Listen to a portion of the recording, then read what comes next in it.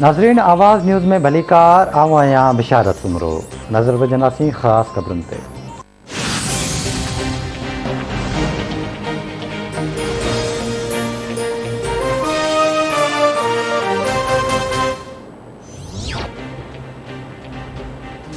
सिंध जे वॾे वज़ीर सैयद मुराद अली शाह सिंध में वधंदड़ कोरोना वायरस जे केसनि ते ॻणती ज़ाहिर करे छॾी।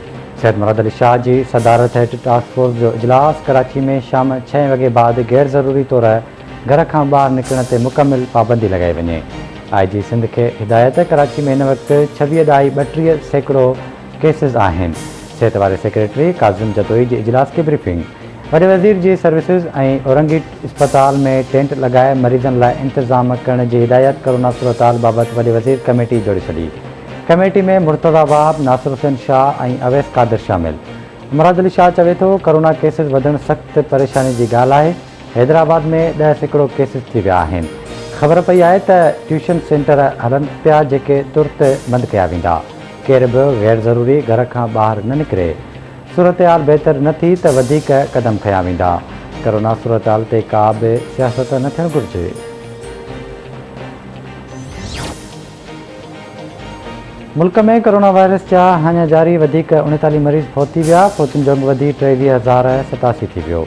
24 कलाकनि दौरान 2,262 नवां केस रिपोर्ट। मजमूई अंगु 10,11,708 थी वियो। हेल ताईं 9,28,722 मरीज़ वायरस खे शिकस्त ॾेई सिहतयाब थी चुका। कोरोना वायरस जी हकारी शरह 6.6% रही।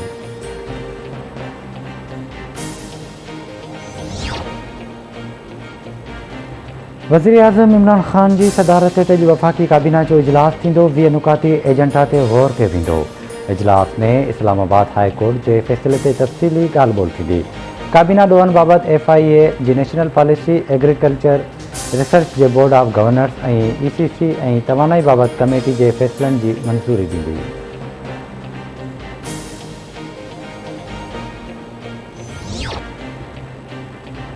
धांधली बावजूद कश्मीर जे अवाम बिलावल भुट्टो ते एतमाद जो इज़हार कयो। PTI कश्मीर जी चूंडुनि में धांधली करे कश्मीर ख़ासि नुक़सानु पहुचायो आहे। तवानाई वारे सूबाई वज़ीर इम्तियाज़ शेख जो बयानु। चवे थो, सिंध ते कब्ज़ो करण जी साज़िश ॿिली खे ख़्वाब में छीछड़ा नज़र अचण बराबरि आहिनि। वज़ीर आज़म सिंध जे चूंडियल हुकूमत ख़िलाफ़ छुटल कारतूसनि खे गॾु कयो। सिंध जो अवाम बाशऊर ऐं जमहूरियत पसंदि आहे। PP जो ईंदड़ हदफ़ मुल्क ऐं क़ौम खे PTI खां छुटकारो ॾियणु आहे।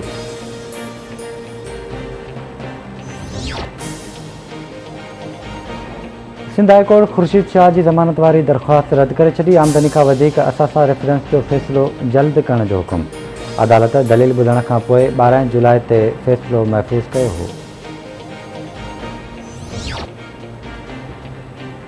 घोटकी में डिग्री कॉलेज साम्हूं मोटरसाइकिल शोरूम जो मालिक मुबैना तौर अगवा। वसीम अबरो खे अणॼातल हथियारबंद अगवा करे विया।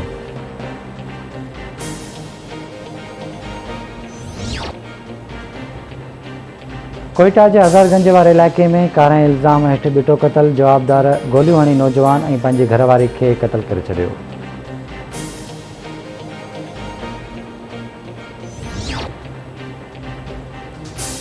कंदकोट वेझो ॻोठ दोस्त मोहम्मद जखराणी में घर अॻियां रांदि कंदे नींगरी ॿुॾी फोत थी वई। नींगरी बख़्तावर जो लाश 1 कलाक खां पोइ तलाउ मां कढी अस्पताल पहुचाए वियो।